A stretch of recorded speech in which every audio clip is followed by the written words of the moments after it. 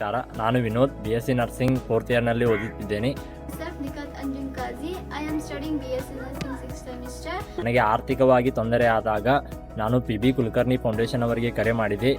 ಆಗ ಅವರು ತುಂಬ ಪ್ರೋತ್ಸಾಹ ಮಾಡಿ ನನಗೆ 0% ರೂಪದಲ್ಲಿ ಎಜುಕೇಷನ್ ಲೋನನ್ನು ನೀಡಿರುತ್ತಾರೆ. Once I seen advertisement in the newspaper of PB Kulkarni Foundation Belgavi with 0% interest. They help to pay my college fees. If anyone need this loan, contact with PB Kulkarni Foundation Belgavi.